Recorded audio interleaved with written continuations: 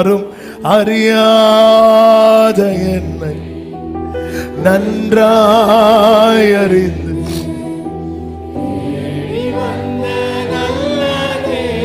கைகளை உயர்த்தி தூக்கி எறியப்பட்ட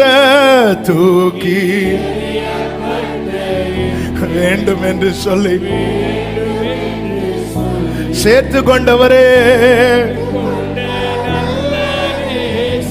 அப்பா பார்த்து சொல்றீங்களா, உம் அழகான கண்கள், உம் அழகான முடிந்ததென்று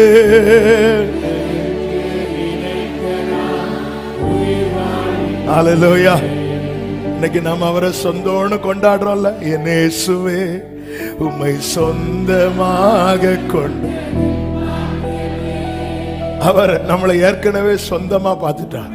அதனால எனக்கு ஆபிரகாம் எப்படி அப்படிதான்